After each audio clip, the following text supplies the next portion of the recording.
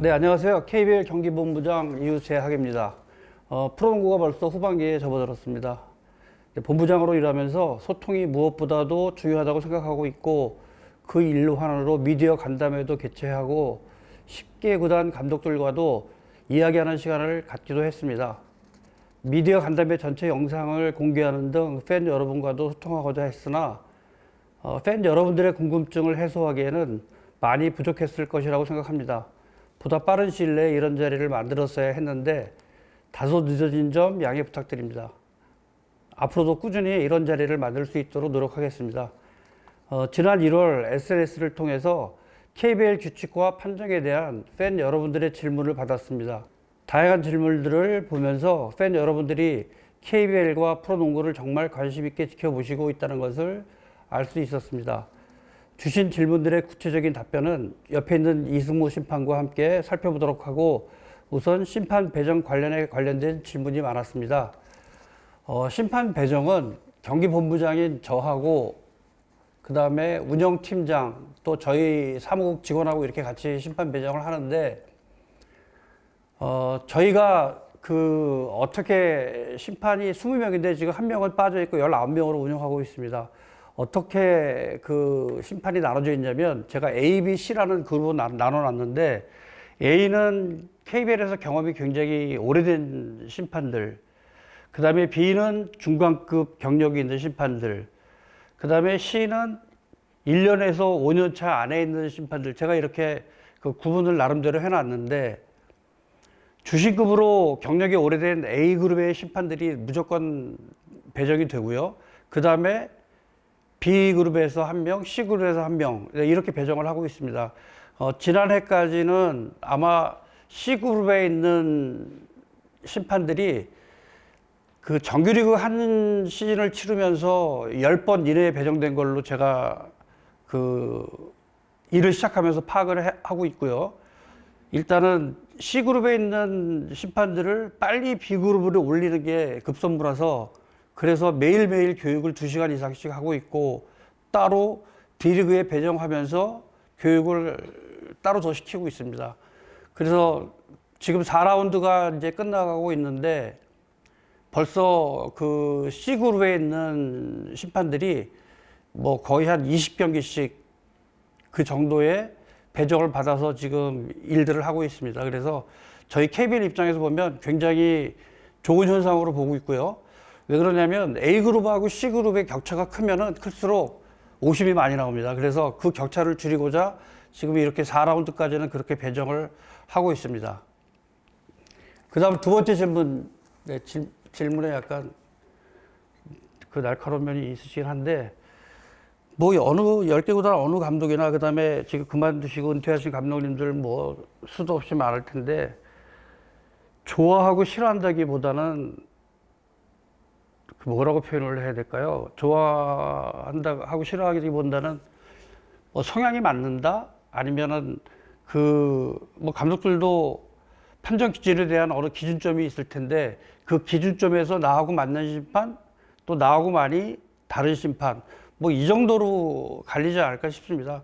좋아하거나 싫어하는 거는 아니고, 네, 그 정도로 답해드리는 게 맞을 것 같고, 친했던 심판을 더 많이 배정하는 건가요? 그렇지 않습니다. 지금 저희가 조금 전에 말씀드렸지만 19명의 심판을 가지고 운영을 하고 있는데, 사실은 일주일 내내 경기가 있고요. 월, 화, 수까지는 일주일에 한 경기, 그 다음에 목요일 날 2경기, 금요일 날 2경기, 주말, 토, 일요일 날 3경기씩 이렇게 경기가 치러지고 있는데, 사실은 19명 가지고 맞추기도 짜기도 사실 매우 버겁습니다. 그런데 그 버거운 상황에서 친하고 안 친하고를 가지고 배정을 많이 하고 안 하고는 그건 아닌 것 같고요.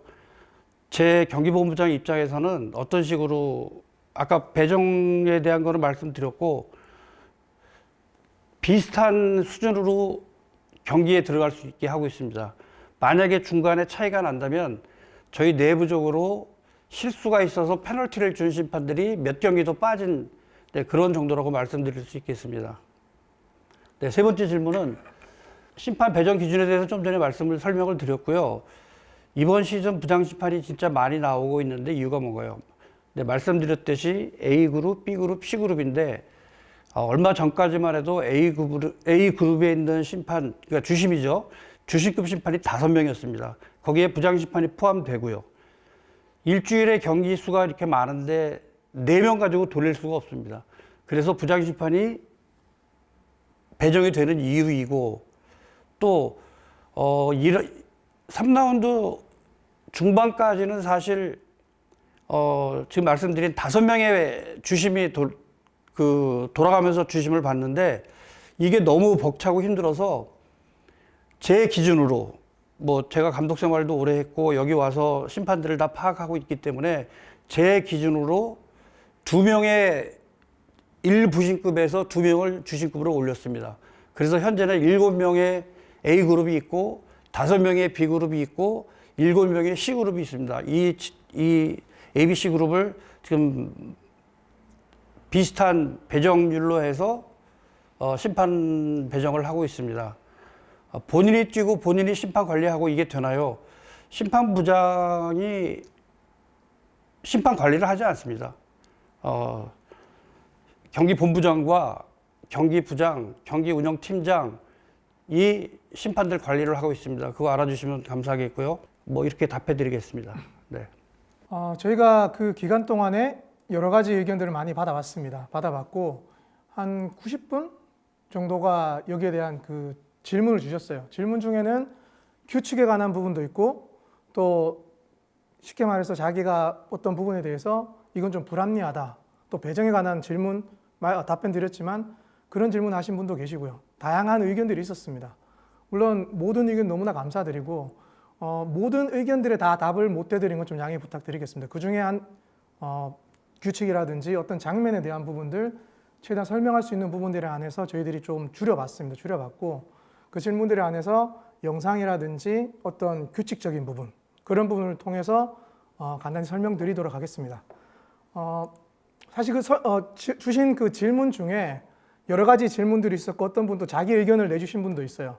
대부분 비판적이고 좀 직설적인 표현도 있었는데 그 중에 저는 개인적으로 어떤 한 분이 이렇게 질문을 하셨습니다. 29번 이민영 심판 잘생겼다. 사실 저도 많이 동의가 되는 제 후배이기도 한데요. 사진을 좀 제가 2장 정도 띄워드리겠습니다.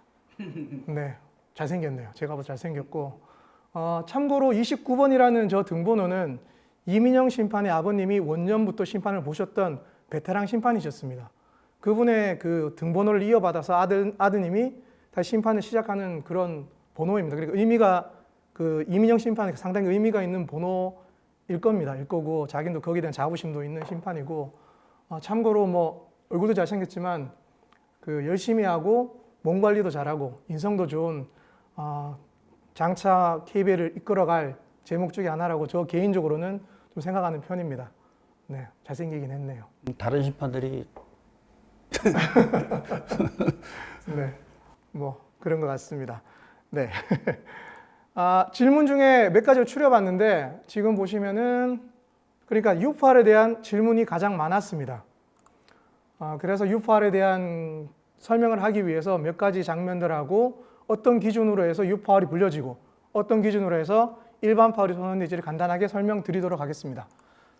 일단 UFR에 대해서 설명을 하려면 4가지 기준이 있습니다. 쉽게 말해서 C1부터 C4까지의 기준이 있는데 간단하게 설명드리면 C1의 상황에 대해서는 규칙상의 설명은 합법적인 볼을 플레이하지 않는 상황인데 이런 문구를 FIBA에서는 농구적 플레이가 아닌 상황으로 좀 함축적으로 이렇게 표현을 했습니다. 가이드라인 정했는데 쉽게 말씀드리면 저런 장면일 겁니다. 진행 중인 선수의 유니폼을 잡아당기는 행동. 누가 봐도 저 동작은 농구할 때 수비 동작이 아니기 때문에 저런 동작은 대표적으로 C1, UFR에 해당된다 이렇게 생각하시면 될 것 같아요. 그리고 C2에 대한 장면은 플레이하는 중에 과격한 신체 접촉입니다. 강한 신체 접촉으로 인해서 상대 선수의 뭐 부상을 초래할 수 있는 그런 동작들이 C2에 해당된다, UFR에 해당된다 생각하시면 될 것 같아요. 참고로 C2에 대한 부분은 현장에서의 벌칙 외에 경기 끝나고 추가로 벌과금이 부과된다는 사실은 참조하시기 바랍니다. 그리고 C3와 C4의 상황은 속공 상황, 즉 상대 바스켓으로 진행 중인 상황에 발생되는 상황인데 C3는 규칙적인 설명은 트랜지션 상황에서 불필요한 신체 접촉이 해당된다. 그러니까 속공을 멈추기 위한 그런 동작이라고 생각하시면 되고요. 저 C3에 대해서는 다음 차트에서 좀 추가적으로 설명을 드리도록 하겠습니다. 그리고 C4의 상황에서는 상대팀 바스켓으로 진행 중인 선수와 상대팀 바스켓 사이에 상대팀 선수가 없을 때 그 파울이 옆이나 뒤에서, 즉 클리어 패스라는 상황이 발생이 돼야 됩니다. 쉽게 말해서 오픈되어 있다는 얘기를 많이 드리거든요. C3와 C4는 비슷한 상황이지만 그 파울에 진행되는 그 환경이 좀 다른 부분이라고 생각하시면 될 것 같아요. 이 부분도 영상을 통해서 추가로 설명드리겠습니다. 네, 먼저 C3에 대한 상황을 설명할 때 이 장면을 좀 생각을 하셔야 됩니다. 어느 정도 수비 선수가 공격 선수와 마주보고 있습니다. 심판 용어로는 LGP, 리걸 가딩 포지션이라고 얘기를 하는데 대부분 공격 선수의 진로에 어느 정도 앞서서 마주보고 있는 상황이 연출이 되면 이 상황을 LGP가 형성이 되었다라고 설명을 합니다. 설명을 하게 되고 그런 상황에서 좀 전에 질문하셨던 그런 장면처럼 저렇게 팔을 뻗어서 상대 선수를 저지하는 상황에 대해서 어떻게 유파울이냐 아니냐라고 설명을 하시는데 첫 번째로 말하면 저 동작은 피바에서는 리칭 아웃이라는 용어를 씁니다. 팔을 뻗어서 상대 선수를 저지하는 동작인데 작년 시즌까지 저 동작이 KBL에서도 유파울이었고 피바에서도 유파울, 불필요한 신체 접촉으로 판단을 했었습니다.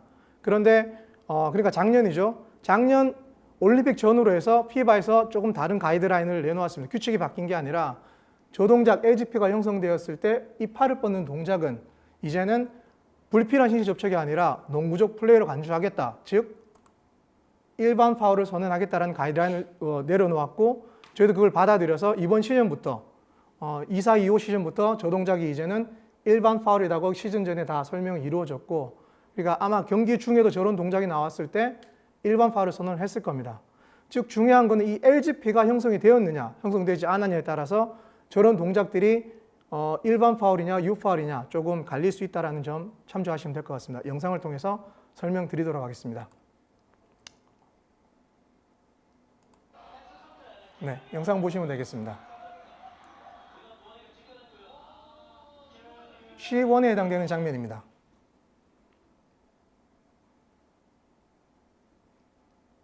네, 지금 보시면 유니폼을 잡기 때문에 저 동작은 농구적 플레이가 아니다. 즉 유파울에 해당되는 C1에 해당되는 장면이라 생각하시면 될 것 같아요.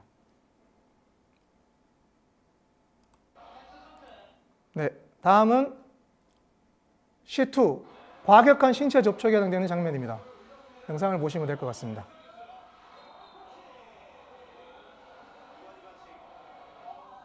네, 리플레이 나오니까 대충 보시면 될 것 같아요.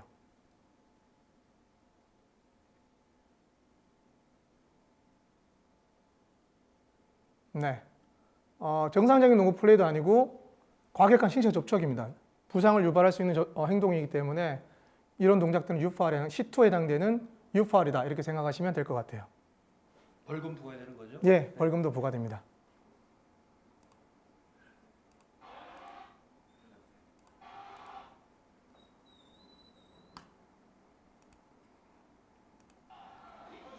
네. 리플레이 보시면 좀 자세하게 나올 겁니다. 진행 중에 좀 더티한 플레이죠. 진행 중인 선수 다리를 들어서 진행 중인 선수를 저렇게 다리를 거는 장면인데 농구적 플레이도 아니고 저런 동작들이 진행 중인 선수한테 부상도 유발할 수 있는 불필요한 신체 접촉입니다. 그렇기 때문에 저것 또한 C2, 유파울에 해당되는 장면이다. 벌금도 부과되는 장면이다. 이렇게 생각하시면 될 것 같아요. 자, 다음은 C3, 일반 파울에 해당되는 장면입니다. 리플레이 보면서 설명을 드리겠습니다. 네, 팔을 뻗는 동작인데 리칭아웃 동작이죠. 그러면 뭐 먼저 봐야 되냐면 LGP 성립이 되었는지 안 되었는지 보셔야 됩니다. 지금처럼 마주보고 있기 때문에 LGP가 성립이 되고 리칭아웃 이 동작은 농구적 플레이이기 때문에 일반 파울이 선언됩니다.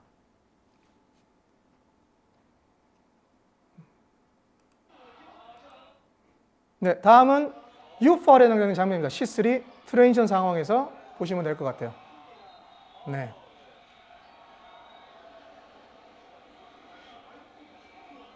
스틸이 이루어졌고 진행 중에 뒤에서 LGP 형성도 안 되었고 불필요하게 트랜지션을 멈추는 동작입니다. 네, 이런 동작들은 U-foul, C3에 해당된다 생각하시면 될 것 같습니다.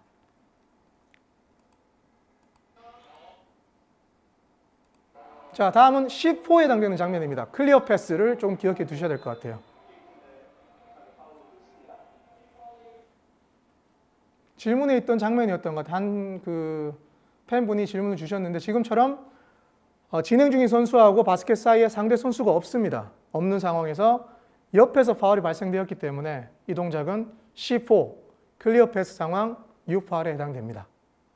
네, 이렇게 생각하시면 될 것 같습니다. 이제 참고로 유포울은 네. 프리스로 2개와 다시 공격권이 주어지는 네. 상황. 네. 네. 그리고 2번 하게 되면 혹은 테크니컬 파울 추가하게 되면 그 선수는 실격 퇴장이 되는 조금 벌칙이 좀 무거운 그런 파울이라고 생각하시면 될 것 같아요. 자, 다음 질문으로 이어지겠습니다. 파울 기준에 대해서 좀 질문을 하셨는데요. 그러면 먼저 파울 기준에 대해서 설명을 좀 드리겠습니다. 일단 파울의 기준은 저 두 가지의 그 문장을 좀 이해를 하셔야 됩니다. 농구는 신체 접촉이 수반될 수밖에 없는 스포츠입니다. 즉 다시 말해서 신체 접촉이 있는 스포츠입니다. 그 중에 이 모든 접촉들이 그 접촉 중에 어떤 거 파울을 선언할지에 대한 그 판단을 해야 된다는 겁니다. 모든 접촉이 파울이 아니다라는 걸 좀 생각을 하셔야 되고요. 그럼 어떤 것들이 불려지는 파울이냐 했을 때는 결국은 이 원리를 좀 생각을 하셔야 됩니다. 어떠한 접촉이 그 선수의 어떤 이득을 발생되었느냐, 불이득이 발생되었느냐에 따라서 이 부분들이 파울에 선언되어지느냐 혹은 파울이 선언되지 않느냐가 선택이 됩니다. 결정을 하게 됩니다. 즉 다시 말해서 가벼운 접촉입니다. 마지널 컨택이라고 하는데 이러한 접촉들은 그 선수의 진행에 아무 지장이 없기 때문에 이러한 가벼운 접촉들은 파울이 아니다 이렇게 생각하시면 될 것 같아요. 사실 요즘에 이 하드콜이라는 얘기가 상당히 많이 나옵니다. 처음에 용어를 사용을 하셨는데 사실은 가벼운 접촉들, 불필요한 뉴스를 줄이기 위해서 사용되었던 그 장면인데 그 중간에 살짝 수정이 되긴 했습니다. 사실 하드콜이라는 용어는 있지는 않습니다. 있지는 않고 어떤 장면에 대해서 조금 불려질 때 안 불려질 때 상황을 얘기하는데 다시 말씀드리면 그 파울이 맞냐 틀려냐가 더 중요할 것 같아요. 이 접촉이 안 불려지면 다 그 접촉이 파울이 아니라고 생각하는 게 아니라 심판들의 판정이 다 맞지 않기 때문에 그 판정이 맞느냐, 규칙상에 불려져야 되느냐 혹은 불려지지 않아야 되느냐가 중요한 것 같습니다. 네.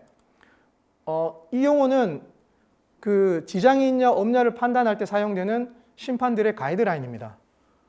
저렇게 옛날에 RSBQ라고 얘기를 했는데 SQRB라고 해서 약자입니다. 그 선수의 진행의 스피드라든지 민첩성을 저해를 했느냐 혹은 리듬이나 밸런스를 무너뜨렸느냐에 따라서 이 접촉을 파울 판정되어져야 되느냐 되어지지 않아야 되느냐를 판단하는 가이드라인이라고 생각하시면 될 것 같아요. 네, 다음으로 테크니컬 파울 어떻게 부과되느냐.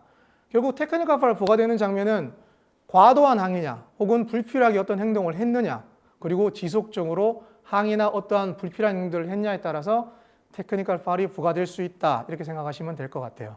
하지만 선수들도 그렇고 벤치 감독님도 그렇고 판정에 대해서 반응하지 않을 수가 없습니다. 왜냐하면 심판들도 판정이 다 맞지 않기 때문에 그렇습니다.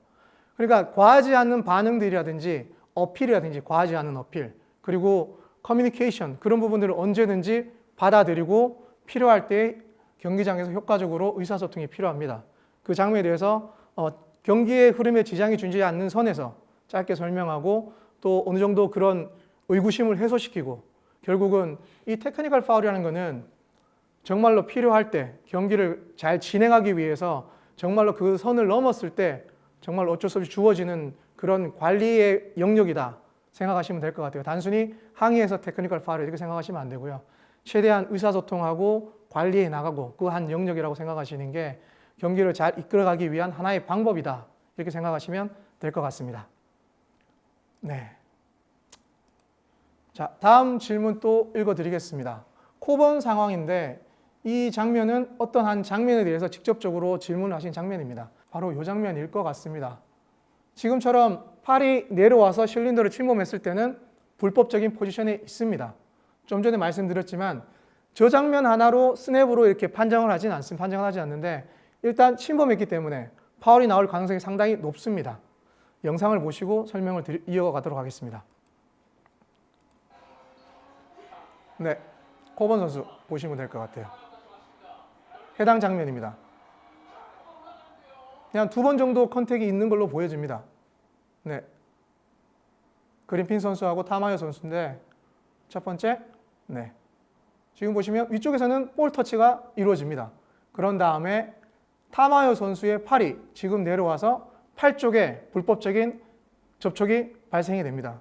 그 접촉이 영향력이 있기 때문에 지장을 줬기 때문에 저 동작은 파울이 불려졌어야 되는 장면입니다. 실린더를 침범했고 그 컨택으로 인해서 공격하는 선수가 불이익을 받았습니다. 그렇기 때문에 파울이 불려졌어야 되는 장면입니다. 다음 장면으로 넘어가겠습니다. 영상 보기 전에 결론부터 말씀드리면 트래블링 바이올레이션입니다. 놓친 부분이고요. 영상을 보시겠습니다. 네.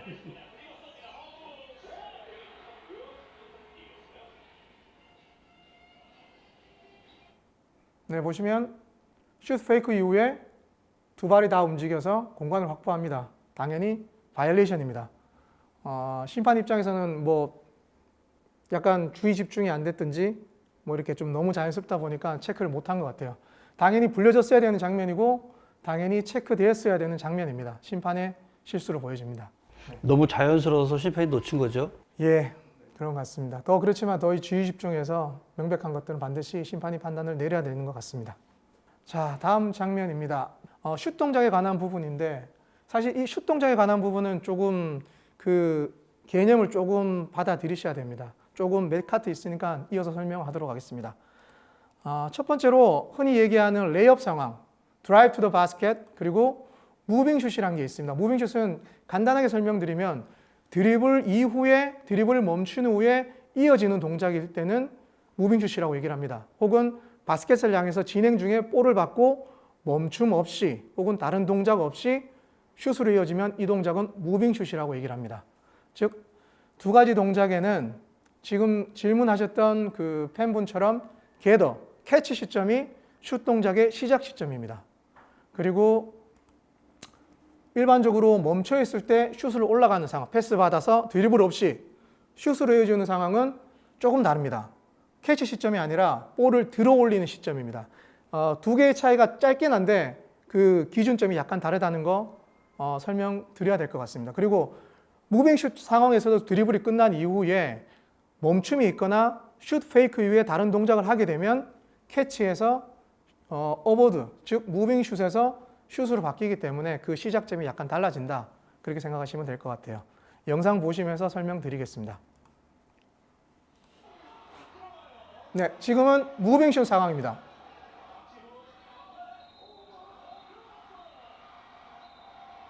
사실 현장에서 약간 분분했던 장면이긴 한데 한 번 더 보시면 네, 지금 무빙 슛이기 때문에 캐치 시점이 중요합니다. 지금 보시면 지금 일리걸 컨택이 발생됩니다. 파울이 발생되고요. 박지훈 선수가 그 후에 캐치가 되기 때문에 이 동작은 연속 동작이 아니라 사이드 아웃, 노 카운트 사이드 아웃이 판정이 됩니다.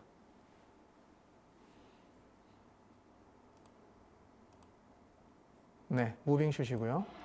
다음 장면 보도록 하겠습니다. 자, 지금도 무빙 슛 상황입니다. 네. 지금 보시면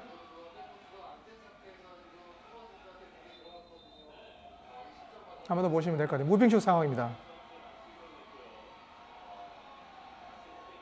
네. 다음 리플레이 한 번 더 보시면 될 것 같아요. 자, 드리블을 사용했고 드리블이 끝난 후에 캐치가 이루어집니다. 멈춤 없이 이어지기 때문에 지금은 슛 동작이 시작된 상황입니다. 캐치가 되었고 그 다음 파울이 발생되었기 때문에 이 동작은 무빙 슛, 예, 연속 동작으로 판정되어져야 됩니다. 네.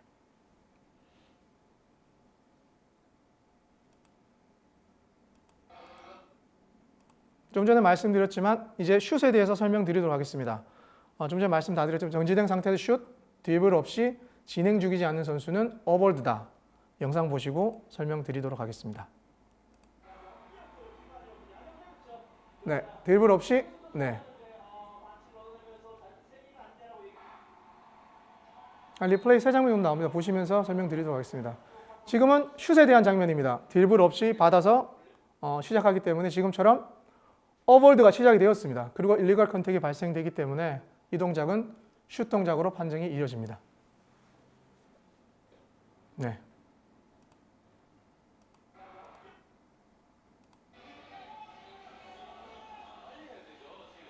네, 지금도 슛입니다. 드리블 없이 패스를 받아서 슛이 올라가는 상황입니다.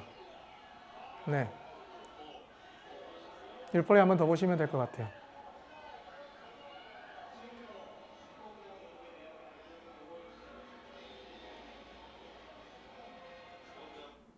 네, 지금 보시면 파울이 먼저 발생이 됩니다. 어깨를 잡는 홀딩 파울이 먼저 발생이 되고요. 그런 다음에 네, 캐치하고 지금 오버드가 시작되기 때문에 이 동작은 슛 동작이 아니라 사이드 아웃 판정이 됩니다.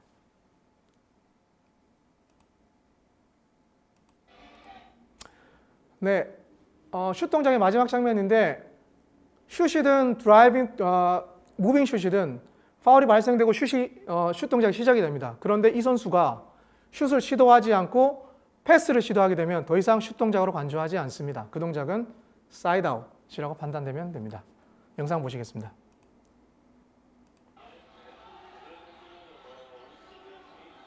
네, 슛에 관련된 부분이죠. 어볼드 시점입니다. 네. 몇 장면 리플레이 있으니까 보시면 될 것 같아요.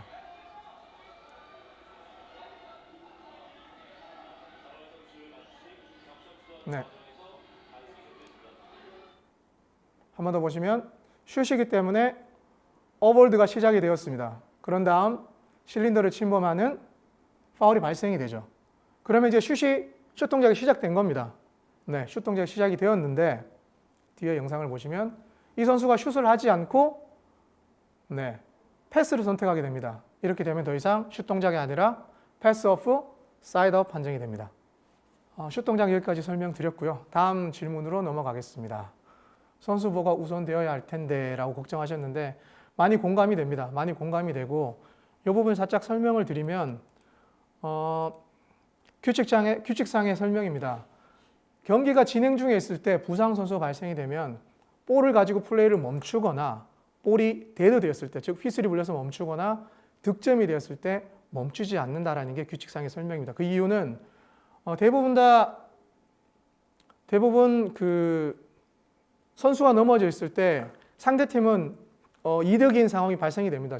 플레이를 진행하고 있는 상황이고 득점으로 이어질 수 있기 때문에 이 상황에 만약에 멈추게 되면 상대팀이 불이익을 받는 경우가 발생이 됩니다. 발생이 돼서 가급적이면 해당 팀이 플레이를 멈추거나 혹은 득점이 되었을 때 멈춰서 선수의 상태를 체크하게 됩니다. 물론 만약에 큰 부상이라고 심각한 부상이라고 판단이 되면 심판이 그 즉시 멈출 수는 있습니다. 멈출 수는 있는데 가급적이면 그 양 팀의 그 불이익이 없는 선에서 경기를 이끌어갈 수밖에 없는 상황도 있기 때문에 그분 조금 양해해 주셨으면 좋겠습니다. 하지만 선수의 부상은 반드시 보호돼야 됩니다. 선수는 보호돼야 되고 심각한 부상일 때는 그 즉시 멈춰서 선수의 상태를 체크하고 조치를 취해야 된다고 생각을 합니다. 네. 다음 장면으로 넘어가겠습니다. 영상을 준비했습니다. 결론부터 말씀드리면 이 장면 또한 파울이 불려졌어야 되는 장면입니다. 보시겠습니다.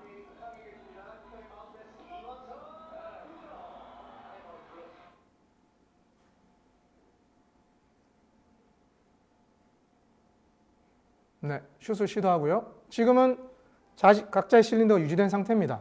그 이후에 공중에 있는 선수한테 해머니 선수가 실린더를 침범하게 됩니다.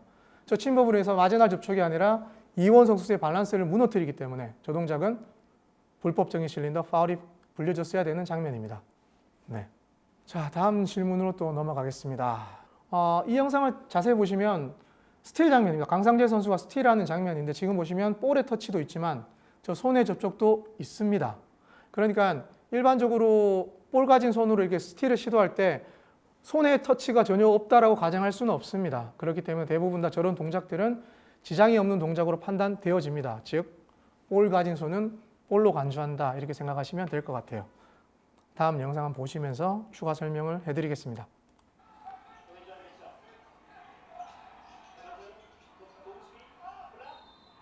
네, 파울이 불려져서 4쿼터라서 파울 챌린지를 시도한 장면입니다.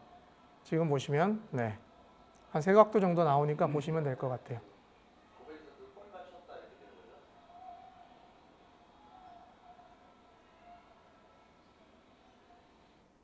네, 다음 각도 보시면 볼의 터치도 있지만 저 동작이 손의 터치도 같이 발생이 됩니다. 즉 저런 동작은 볼로 판단해서 아마 이 판정이 번복되었고 다시 경기가 재개된 걸로 알고 있습니다. 네, 볼 가진 손은 파울이 아니다 이렇게 설명드릴 수 있습니다. 네, 다음 질문 이어가겠습니다. 여기서 중요한 거는 이 랜딩 스팟일 겁니다. 공중에 있는 선수의 착지에 대한 그 개념이 좀 필요할 것 같아요. 추가로 설명을 드리면 이런 동작일 것 같습니다. 공중에 있는 선수하고 수비 선수와의 가이드라인, 규칙이 어떻게 되느냐. 첫 번째로 점프한 선수는 착지할 수 있는 공간이 필요합니다. 즉 랜딩 스팟이 필요합니다. 그러면 수비 선수는 어떻게 해야 되느냐. 공중으로 점프하는 선수가 점프하기 전에 수비 선수가 미리 선점하고 있으면 수비 선수에게 불이익을 줄 수가 없습니다. 즉 반대로 얘기해서 점프한 이후에 그 스팟으로 들어오게 되면 수비 선수의 책임이 크다는 겁니다. 물론 이 과정에서도 부수적인 접촉이 발생할 수 있습니다. 그 접촉이 이득이 생겼는지 누구한테 지장을 줬는지에 따라서 파울이 발생되고 파울이 발생되지 않을 수도 있습니다. 하지만 기본 원리는 점프한 선수가 점프하기 전에 수비 선수가 미리 선점했을 때 수비 선수가 합당한 위치에 있다 그렇게 판단되어집니다. 영상을 보시면서 추가로 설명드리겠습니다. 네. 리플레이 보시면 설명드리겠습니다.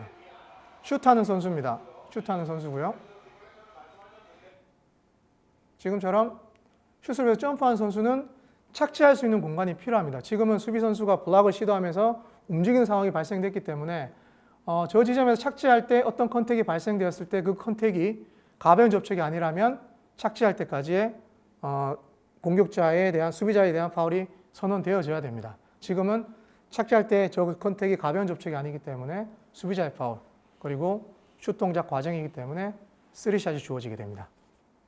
네, 3점 슛할 때 파울이 어디까지인지 궁금합니다. 이 질문에 대한 답변 중에 하이파이브라는 그 심판 용어가 있습니다. 이 부분을 좀 설명드리도록 하겠습니다. 즉 손과 손의 하이파이브는 손과 손이 마주치는 일반적으로 그런 동작인데 일반적으로 볼이 손에서 떠난 이후에 발생이 됩니다. 볼이 손에서 떠난 이후에 손과 손의 접촉, 즉 이런 접촉들은 하이파이브, 파울이 아니라는 설명입니다. 그러니까 부수적인 접촉으로 판단을 하는 거죠. 그 외에 손 이후에 모든 접촉들은 부수적인 접촉이 발생할 수 있다는 가정을 해야 됩니다. 하지만 특히 손에 의한 접촉은 하이파이브다. 그렇게 생각하시면 될 것 같아요. 파울이 아니다 생각하시면 될 것 같아요. 영상 하나 2개 있는데 보시면서 설명드리겠습니다.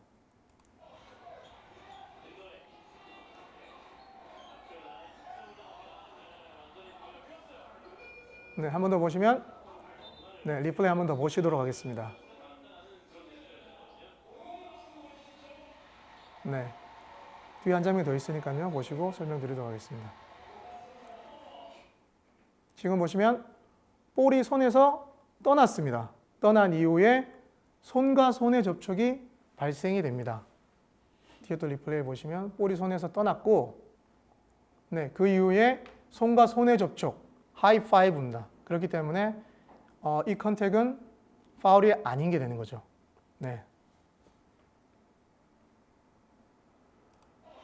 다음 장면 보시도록 하겠습니다. 손등에 접촉이 발생됩니다. 한 번 더 보시면 될 것 같아요. 네. 네, 지금처럼 코너에서 3점 슛을 시도하고 있습니다. 볼이 손에서 떠나고 그런 다음에 부수적으로 손등에 접촉이 발생이 됩니다. 네, 이런 접촉은 부수적인 접촉, 즉 파울이 아니다 이렇게 생각하시면 될 것 같아요. 대부분 다 볼이 손에 떠나기 전에 어떤 접촉이 발생되면 그거는 영향이 있는 접촉이라고 생각하시면 될 것 같아요. 지금처럼 떠나고 난 다음에 부수적인 접촉들은 하이파이브 이런 접촉들은 파울이 아니다 그렇게 생각하시면 될 것 같습니다. 네, 다음으로 백코트 바이올레이션은 3가지만 생각하시면 됩니다. 첫 번째로 백코트 바이올레이션이 성립을 하려면 프론트 코트에서 팀 컨트롤이 이루어져야 됩니다. 그런 다음에 프론트 코트에서 마지막 터치가 이루어지고 백코트에서 같은 팀에 의해서 첫 번째 터치가 이루어졌을 때 백코트 바이올레이션이 성립이 됩니다. 조금 다른 상황인데 슛한 이후에 리바운드 상황에서 볼을 탭에서 컨트롤 되지 않고 탭에서 백코트로 쳐낸 경우에는 바이올레이션이 성립되지 않습니다. 즉 왜냐하면 프론트 코트에서 팀 컨트롤이 형성되지 않았기 때문에 그렇습니다. 영상을 보고 설명을 드리도록 하겠습니다. 네.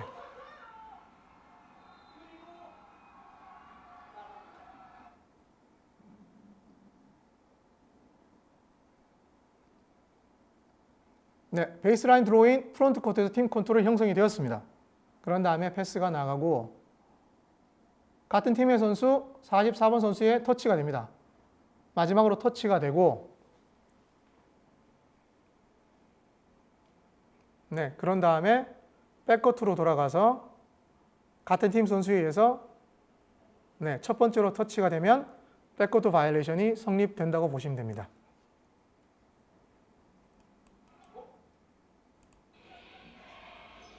자, 지금은 바이올레이션이 아닌 상황입니다. 좀 전에 설명드렸던 장면이니까 보시면 될 것 같아요. 네, 대부분 다 항의를 하시는데 규칙상 설명을 드리면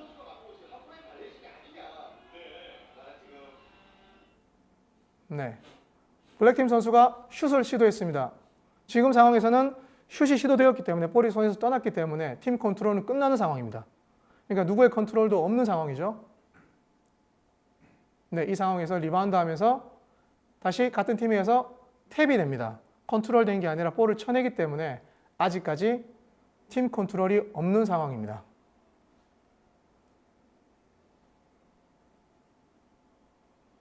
네, 그런 다음 백코트로 볼이 흘러 들어가서 같은 팀 선수에서 이제 터치가 되게 됩니다. 지금은 팀 컨트롤이 없기 때문에 백코트 바이올레이션이 성립되지 않습니다. 그렇게 생각하시면 될 것 같아요. 똑같은 바이올레이션 상황인데 볼 경합 상황이었고 5회 정도 발에 맞았고 여기에 지금 사실 답을 내려주신 것 같아요. 킥볼은 고의성이 팩트입니다. 그러니까 고의적으로 발을 들어서 볼의 진행을 막아야 됩니다. 단순히 발에 터치가 되었다고 해서 킥볼이 발생되지는 않습니다. 고의적으로 발을 들어서 볼을 맞게 되면 그 동작은 바이올레이션이 선언됩니다. 지금 영상은 고의성이 아니라 진행 중에 그냥 발에 맞는 동작입니다. 보시면 될 것 같아요. 인지하지 못하고 있고 볼이 와서 맞았기 때문에 이런 동작은 바이올레이션이 아니다 이렇게 생각하시면 될 것 같아요. 몇 번이 맞느냐가 중요하지 않습니다. 고의적으로 막았느냐, 고의성이 있느냐 없느냐에 따라서 바이올레이션 선언하게 됩니다. 질문은 여기까지 좀 추려서 답변을 드렸으면 어떻게 도움이 되셨는지 모르겠습니다. 지금까지 1, 2, 3라운드에 대한 약간 데이터를 좀 보내드리려고 합니다. 지금은 1, 2, 3라운드 총 오신 개수에 대한 그 평가치를 좀 보여드리려고 하는데 참고로 이 그 심판의 분석에 관한 부분은 매 경기 단계 심판이 나와서 모든 경기를 리뷰를 하게 됩니다. 거기에서 어떤 기적이라든지 미지적 오심에 대한 건 심판들이 한 번 더 체크하게 됩니다. 그리고 따로 분석관이란 세 분의 분석관이 계신데 그분들이 똑같이 같은 경기를 보면서 추가로 분석한 자료들을 내게 됩니다. 그리고 다음날 그 분석된 자료들을 취합해서 또 경기본부에서 본부장님 그리고 뭐 경기부장님 경기본부에서 최종적으로 그 분석된 자료를 토대로 또 추가될 수 있는 자료들도 추가해서 최종적으로 한 경기에 대한 그 평가치를 하시게 됩니다. 간단히 설명드리면 네. 1, 2, 3라운드 총 휘슬수입니다. 경기당 휘슬수. 세 심판 합쳐서 48.72개 정도 되는 것 같아요. 그리고 그 중에 지적 오심이 3.13개 정도, 한 뭐 48개 정도에서 3개 정도 지적 오심이 발생되고요. 또 불려지지 않은 거, 미지적 오심이 4.35개 정도 조금 수치가 높습니다. 시즌 초반에 어떤 흐름에 대한 것들 많이 이렇게 경기를 많이 불필요한 휘슬을 줄이려고 하다 보니까 상대적으로 좀 미지적하는 오심들이 좀 더 추가적으로 발생되는 것 같습니다. 그리고 토탈적으로 합산을 했을 때 한 경기당 7.48개 정도가 오심이 발생됩니다. 사실 저기 휘슬수 같은 경우에는 지적된 부분이고요. 경기당 심판들이 미지적하는, 결정하는, 판단하는 그런 모든 걸 토탈했을 때 100개 정도 넘어간다고 합니다. 그 중에 한 7.48개 정도가 그 경기에 대한 실수라고 생각을 합니다. 물론 그 경기 각도에 따라서 보여지지 않는 또 실수들, 오심들도 있을 거라고 생각은 됩니다. 참조 사항이니까 참조하시면 될 것 같습니다. 네, 다음은 라운드별 오심 숫자입니다. 1라운드 7.98개, 그리고 2라운드 7.35개, 3라운드 7.11개. 상대적으로 약간 수치가 크진 않지만 조금 낮아진 방향인 것 같아요. 뭐 이런 방향들은 본부장도 말씀하셨지만 그나마 좀 관리되고 좀 좋아지는 방향이긴 한데 또 사실은 경기가 오심 수로만은 또 평가할 수는 없는 부분도 있거든요.